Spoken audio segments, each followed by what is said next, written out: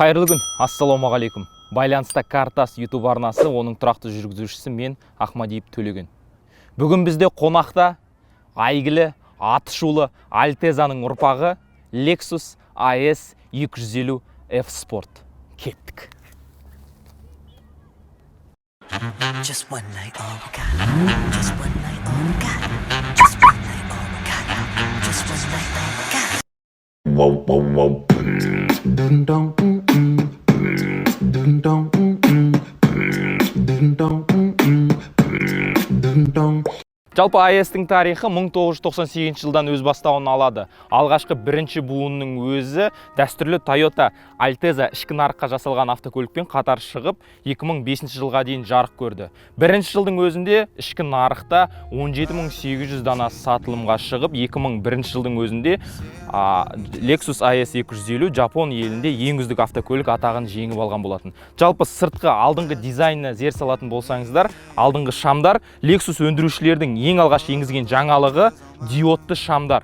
Сонымен қатар жанға бұрылу шамдарының өзі бір қанжар секілді іспеттес дизайн форма алған. Сонымен қатар спорттық киім өндірушісі Nike белгісіне ұқсайды, Nike-тің логотипіне ұқсайды. Алдыңғы радиатор торы Lexus-тың үнемі бізді таңғалдыратын түрлері. Мен сіздерге қазір мына жерге қосып қоямын. Ең соңғы шыққан Lexus-тардың өзі құм сағат секілді алдына бір ерекше дизайн, ерекше бір стиль беріледі.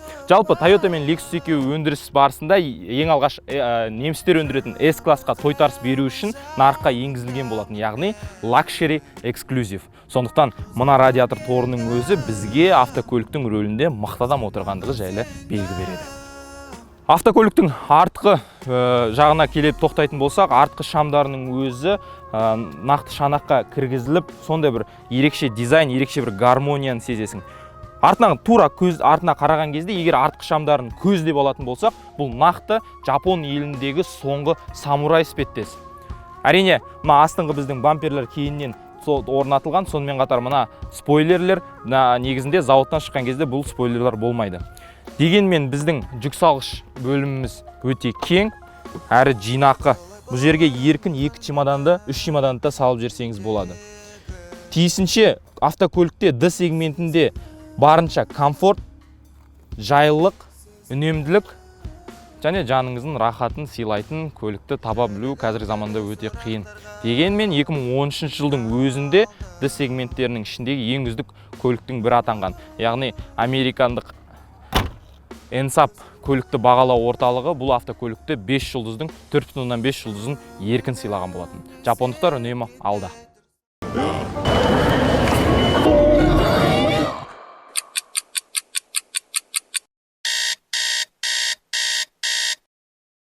Тебя разъела наркота, клубы и трава, соль и коньяк. Взяли на тобой Вася, ты сейчас и в лишний раз. Белый Мазерати подъезжает сзади, запомненные друзья. Тебя разъела наркота. Lexus-тың сыртқы шанағының дизайны өте ерекше. Байқасаңыздар, артқы шамынан бастау алатын сызық толқын алдыңғы дөңгелекке дейін созылған. Яғни автокөліктің жанынан қараған кезде бұл F Sport екенін бірден аңғаруға болады. Яғни қалалық жағдайда, қалалық трафикте, кептелісте тұрған кезде бұл көлікке назар салмау мүмкін емес. Арада 6 жыл өтсе де көлік әлі күнге дейін актуалды, өз құнын жоғалтпаған. Нарықта шамасына қарай өзінің жалпы күтіміне қарай 11 миллионнан бастап 14 миллионға дейін бағаланады. 2,5 литр 208 аттың күшін береді. Бұндай мықты алыпты бар болғаны жылдық мөлшерлемеде 20 мың теңгеге салық қана төлеп асыра берсеңіз болады. Қозғалтқыш пен аспа жайлы. Жалпы AS-тің ішіндегі тұрған қозғалтқыш көп сарапшылардың ойынша жапондық өндіруші инженерлердің ең алтын діңгегі көрсететін ең мақтаныш қозғалтқышы. Себебі 2,5 литрлі атмосферлі 6 цилиндрлі қозғалтқыш 6 сатылы гидротрансформаторлы автоматпен жүктасқан кезде 208 аттың күшін береді. Мына үлкен шанақ үшін бұл қозғалтқыш кіші деп есептелуі мүмкін, бірақ дегенмен жүздікті 8,1 секундта еңсерген кезде өзіңіздің қалай жүрістен ләззат алғаныңызды түсінбей де қаласыз. Қараңыз, көлікке 6 жыл болған. Дегенмен жасалу және орындалу жұмысы қандай ерекше, яғни бұл Жапонияның, Жапон елінің, Жапон халқының өзінің ісіне деген махаббатын не болмаса сол елдің философиясын айқын аңғартады. Қараңыздар, мына дәнекерлеуші бөлшектер, тіпті қозғалтқыш мына цилиндрдің үстіндегі жабылу қабатының өзі, мына қақпағының өзі ерекше. Яғни бұл қайдағы жоқ бір жеңіл пластмассадан жасалмағаны көзбен ақ көрініп тұр. Мен сізге камерамен әрине оны жеткізу қиын, оны міндетті түрде ұстап, сезініп көру керек. Бірақ тіптен мына қараңыздар, мен сіздерге мына қызық фактіні көрсетейін. Осының алдында жасалған 50-дегі обзорда, 50-дегі шолуда тіпті алдыңғы капоттың жабылуының өзін даусынан қарайсыз. 50-де бұл салдыр күлдіреді. Сондықтан Lexus'ты бағалаңыздар ағайын. Құрметті көрермен, есіктің ашылуына мән берейік. Есіктің салмағы баршылық. Жапондық өндірушілер шумоизоляция, виброизоляцияға ерекше мән берген. Яғни көлік 100-ден, 150-ден асқан кездің өзінде сырттан ешқандай бір дыбыс естімейсің. Барлығы ерекше жасалған. Ішін көрсетейік. Lexus'тың ішкі дизайны ерекше, себебі бізде құрылғылар панелі, рөл классикалық 3 спицалы кезіндегі дәстүрлі ең бірінші буыннан келе жатыр, бірақ дегенмен соңына дейін жеткізіліп, мультируль салынып, сонымен қатарына жапырақшалар салынып, ерекше әсем, жақсы руль, кең, өте жіңішке де емес, өте жуан да емес, ыңғайлы қолға ұстағанға. Маған сол жері ұнады. Сонымен қатар бізде мультисистема жаңа рең алды. Оғанға дейін бізде Lexus'та алдыңғы буында 8 дюймді экран болмайтын. Дегенмен қазіргі мына ішіндегі адамның отырысы барынша бизнес класстағы спорткар екенін бірден аңғарып қоясыз. Себебі алдында отырған жүргізуші мен алдында отырған тұрақты біздің жолаушы дәстүрлі түрде кең отырады. Сонымен қатар мына орындықтардың өзінің орналасуы, орындықтардың жайлылығы ұзақ жолда адамды шаршатпайды. Бұл тағы бір ерекшелігі біз үшін. Дәнекерлеуші бөлшектердің барлығы Lexus енді эксклюзивті бизнес класс болғандықтан барлығы ерекше жасалған. Ауа үрлегіштерінің өзі, ресми дәстүрлі түрдегі Lexus'тың сағаты, сонымен қатар реттеуші, баптаушы пернелер барлығы өз орында жинақы. Әрине, арт жақтағы орындағы адамға біршама ыңғайсыз, бұл үлкен Lexus'тың минустарының бірі ретінде атаған. Артта отырған адамдарға диванның көлемі кіші сияқты болып елестейді. Дегенмен көңіл сыйса барлығы сияды. Сондықтан ол жағынан еш уайымсыз ала берсеңіз болады. Lexus'тың ең үлкен бір минустарының бірі деп айтсақ болады, бұл оның биіктігі.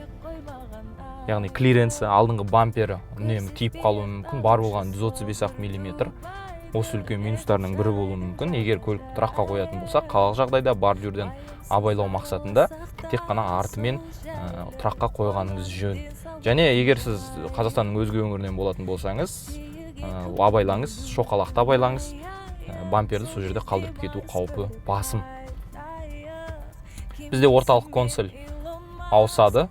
2014 жыл үшін бұл қайда алға ілгері өзінің қарсыластарын оза шапқан бірден бір консольдің бірі. Себебі жинақы, біз міне ауыстыра аламыз, барлығын еркін ауыстырамыз. Көрдіңіз бе, жанға қарай жылжиды. Барлығы бізде хаттама, жылдамдық, барлығын алып қарап отырсақ болады. Қандай ескертпелер бар. Сондықтан бұл жағынан келгенде Lexus IS спортты, эксклюзивті бизнес.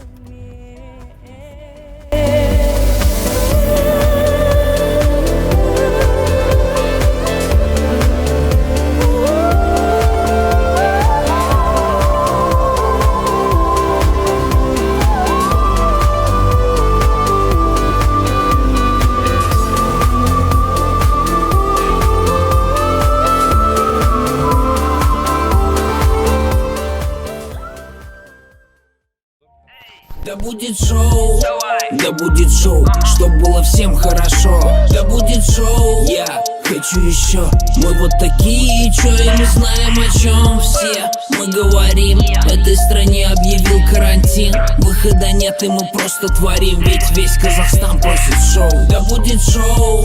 Құрметті көрермен, Lexus IS 250F Sport жайлы шолуымыз тәмам. Келесі аптада кездескенше арнамызға жазылып, лүпіл басып, WhatsApp әлеуметтік желі арқылы біздің сілтемемізді таратып, каналдың жандануына, арнамыздың көркеюіне өз үлестеріңізді қосыңыздар. Алдын ала рахметімді білдіремін. Сіздермен бірге болған Әділбектің ұлы Төлеген. Келесі аптада кездескенше сау саламатта болыңыздар.